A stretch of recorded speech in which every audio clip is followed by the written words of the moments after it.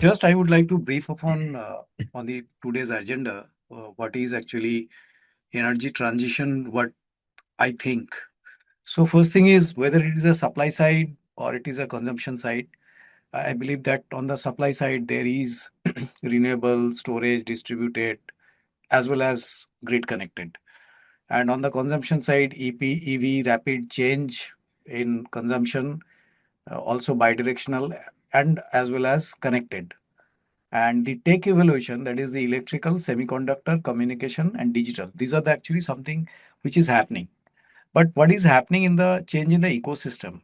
First thing is, since the time of Tesla, legacy high impedance reactance type of load to suddenly from our mobile charger to HVDC links, everywhere actually semiconductor is coming, which is actually rapid switching, and that is coming from the 5 volt to million volts of equipments. Second is actually passive consumer to active consumer. So with many kind of like the EV or home automation or the rooftop or even the Indian energy stack, the kind of P2P, etc. Those things are coming, and also open access and all other stuff. The consumers who were passive now becoming active. And third is actually earlier load was fixed into the network, like 50-watt incandescent lamp. So now that is changed from not only time but also position. So lamp was used to be switched on only during the evening, or during summer the fan was used to run. Now fixed time and position load to rapid change both in time and network position. Right, EV or even shifting of the data center load, etc. Though these are the actually changes happening. So I would like to switch my window from another perspective. In India perspective, due to recent geopolitics like the Iran war or the Ukraine war, what is happening, the vulnerability we do have on the oil front. For that matter, actually, the solution is coming as going to electrification.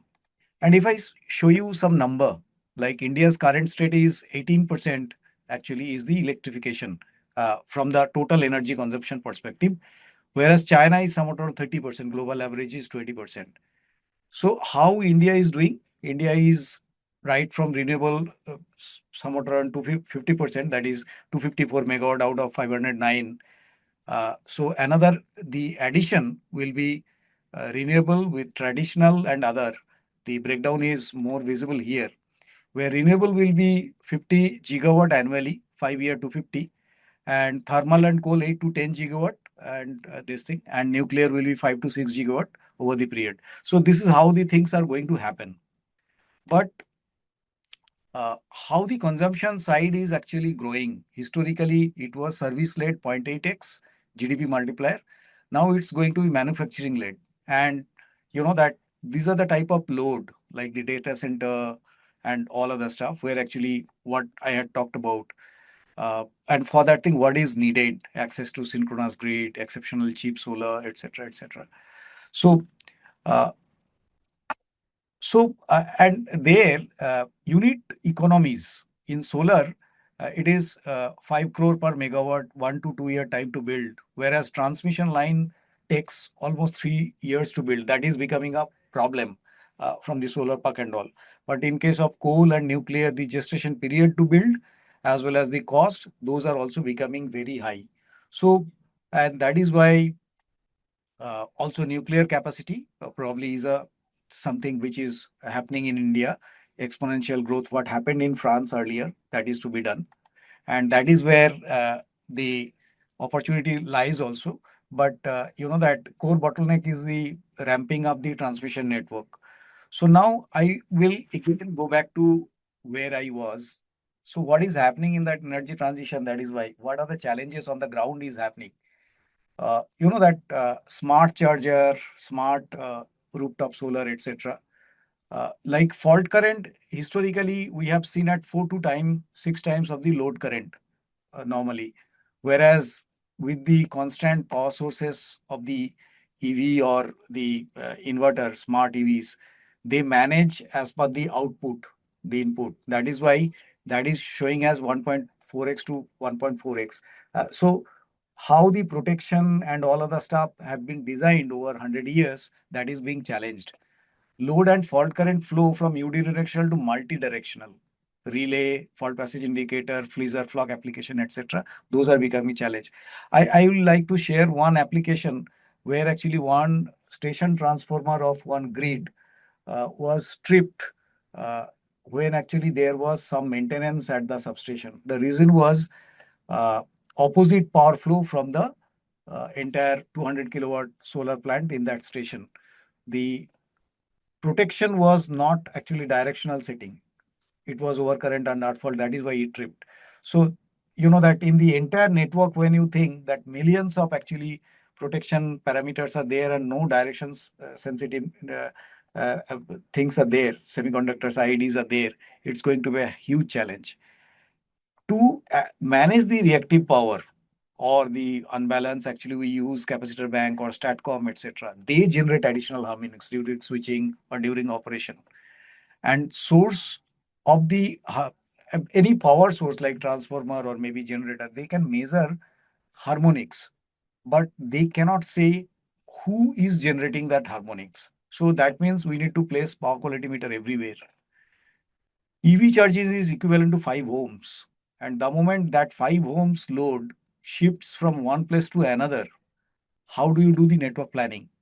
And summer day calls for supply curtailment. Especially we have seen in Maharashtra, Gujarat, and Rajasthan, etc. These places also in Tamil Nadu during wind and also high voltage due to surge in voltage. Cloud movement makes the same unpredictable. So in the like when we forecast next day's demand from 10 to 12, there will be this type of demand due to solar influx or maybe due to rain. And when actually that time shifts or location shifts, the entire slot when it was predicted and entire slot when it happened, both are actually got jeopardized. So data center or renewable parks are connected, concentrated in areas like Rajasthan, Gujarat, or maybe Vizag or these type of areas. So the shifting of load or generation also make it rapid variable. I can share one experience of Texas because US transmission network is actually behind the uh, yeah, India's network. India's network is completely connected. US is not.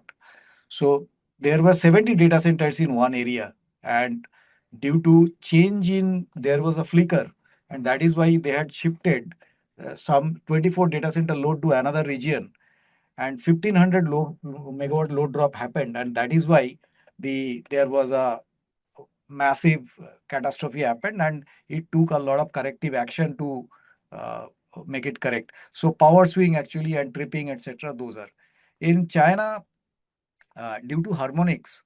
23 kV system, 22.7 or some kV, that is the rated voltage, that went up to 43 kV, and a lot of actually train equipment actually blasted and all other stuff happened. So these are happening across globe, and we are experiencing.